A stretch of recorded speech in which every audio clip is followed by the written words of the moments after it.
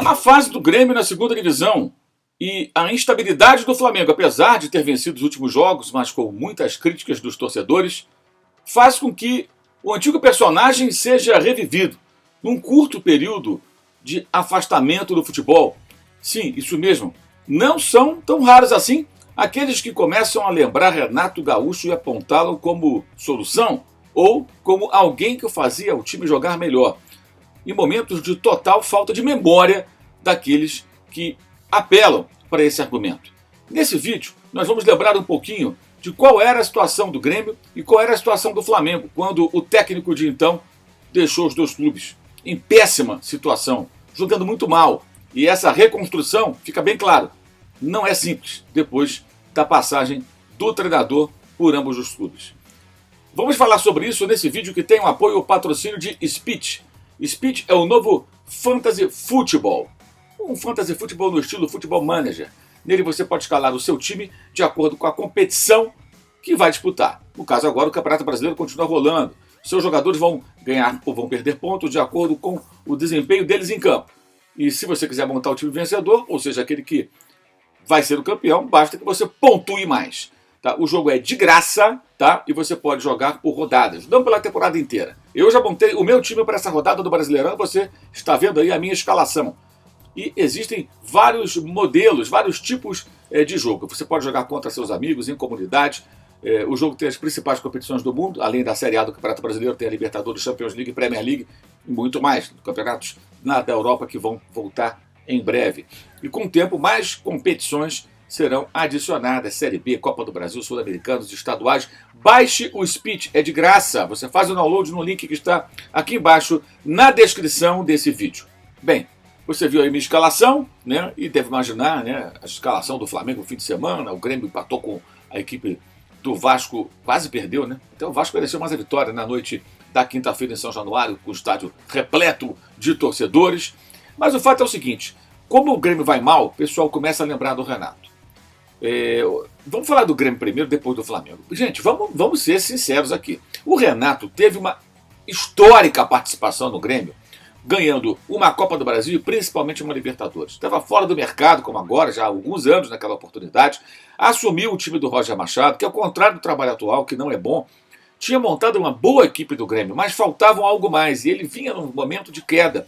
O Grêmio vivia problemas políticos, algumas correntes dentro do clube não queriam continuidade do Roger, e o Renato foi para ser uma espécie de técnico tampão até o final do ano, e levando, depois ver o que aconteceria em meio a um turbilhão político que também afetava o tricolor de Porto Alegre. Bem, chegou e ganhou a Copa do Brasil. Quase foi eliminado pelo Atlético Paranaense, aquela disputa de penais, avançou, ganhou a Copa do Brasil. Renova-se o contrato, prorroga-se o compromisso, e ele ganha a Libertadores. O que fez Renato com aquele Grêmio, que não era terra arrasada, longe disso. Ele teve muitos méritos, a gente sempre fala isso. Ele aprimorou o time, passou confiança, que é algo que ele consegue transmitir aos jogadores. No Grêmio, ele é uma espécie de dono do clube, entre aspas, porque ele tem uma moral enorme, é o maior jogador da história do clube, tem até estátua.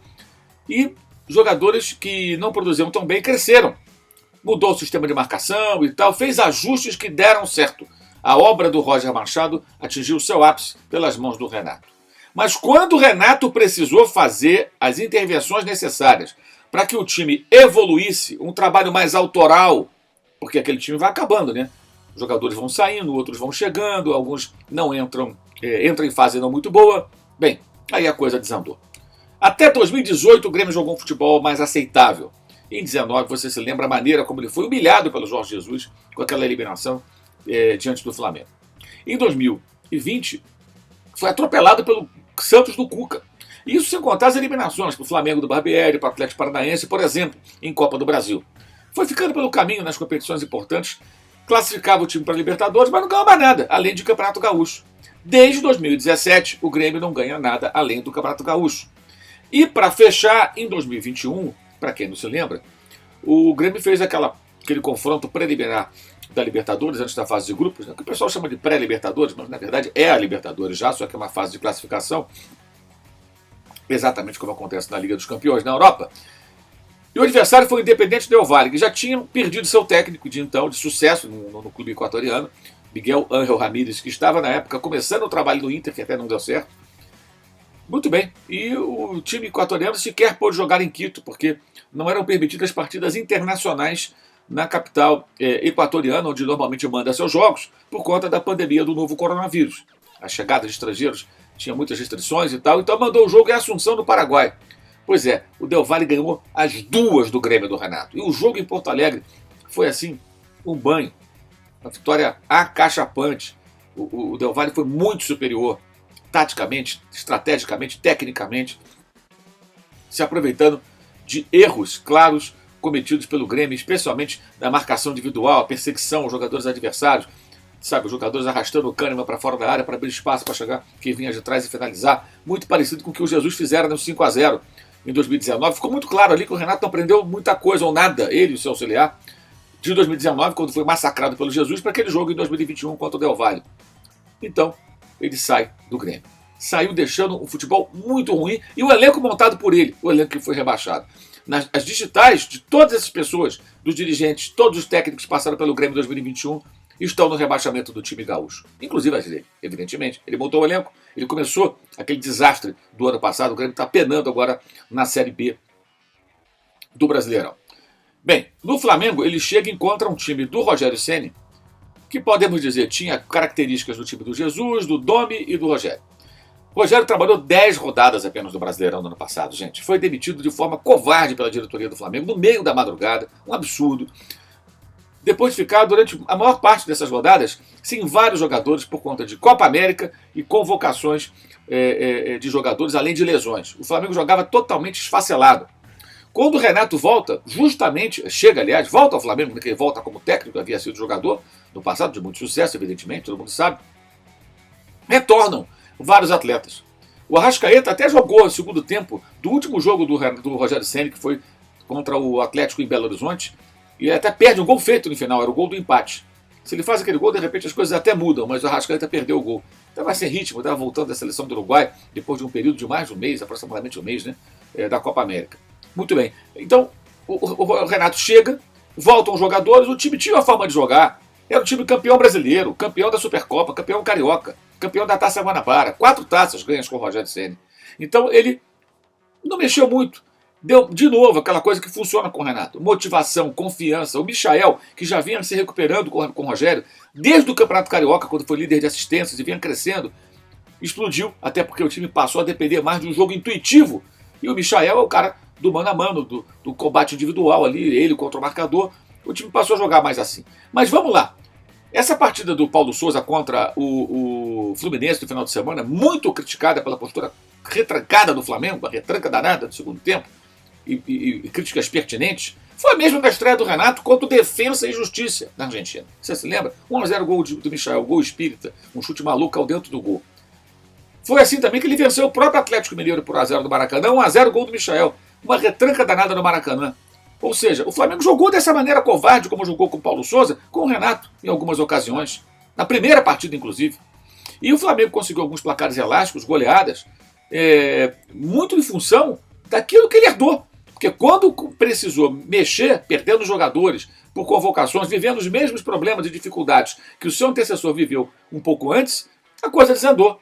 A coisa desandou completamente. E aí você vê o quê? O Flamengo tomou de 4-0 do Inter, o Flamengo vencia o Grêmio em Porto Alegre, cedeu 2-2, perdeu para o Grêmio no Rio de Janeiro, o Flamengo não conseguiu ganhar da Chapecoense jogando mais da metade do segundo tempo com um homem a mais, e empatou o último colocado do campeonato, time que só venceu um jogo, uma campanha horrorosa. O Flamengo cedeu empate para o América Mineiro no último lance jogando em Belo Horizonte. O Flamengo perdeu para o Fluminense de novo, como perdeu com o Rogério, perde com todo mundo, perdeu já com o Paulo Souza, né? O Flamengo empatou com o Ceará num jogo que abraçou o empate 1-1, uma vez de tentar a vitória, era preciso vencer para subir na tabela de classificação. Ou seja, o Flamengo perdeu para o Santos na última rodada já sem o Renato, que já tinha saído.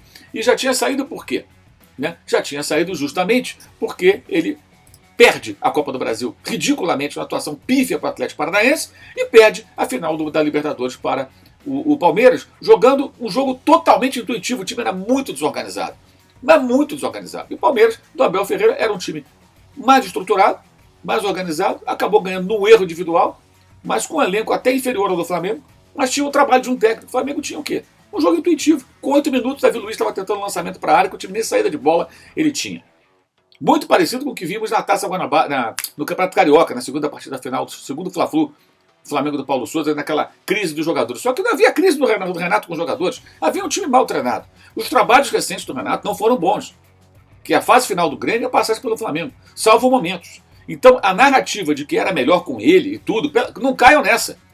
Lógico, o Renato deve voltar ao mercado cedo ou tarde, vai ter uma oportunidade em algum clube, vai ter.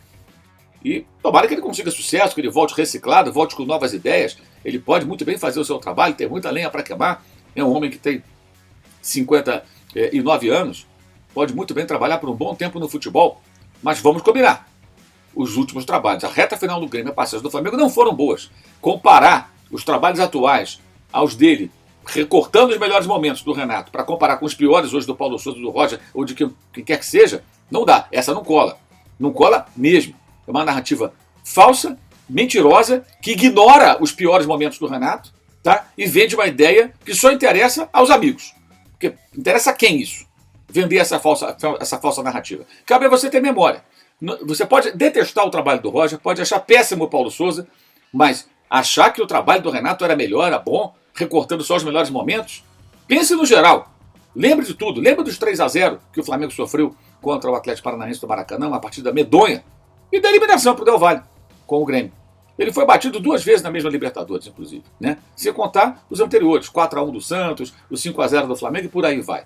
Ou seja, se o Grêmio quiser encontrar um caminho com o treinador e quiser dar uma nova chance ao Renato, que tenha consciência do que foi a sua reta final no clube e da sua participação na montagem do elenco. E no Flamengo, é só lembrar que ele falava lá nos tempos em que enfrentava o Jorge Jesus que com um time de 200 milhões era mais fácil, pegou um time que vale até mais do que 200 milhões e não ganhou rigorosamente nada e terminou com péssimo futebol. Ou seja, o Roger tem que reconstruir o Grêmio, não é fácil. E o Paulo Souza também tem que reconstruir o Flamengo, também não é nada fácil.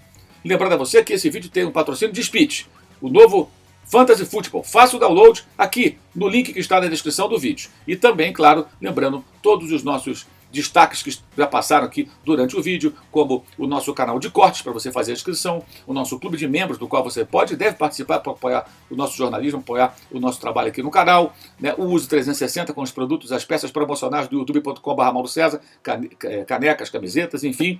Também o blog do Mauro César no All Sport, o link sempre aqui do post mais recente na descrição do vídeo.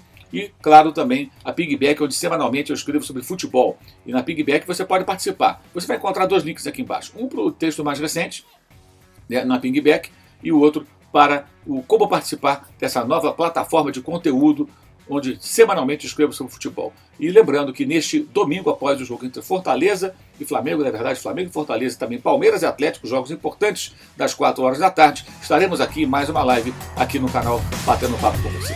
É isso e saudações.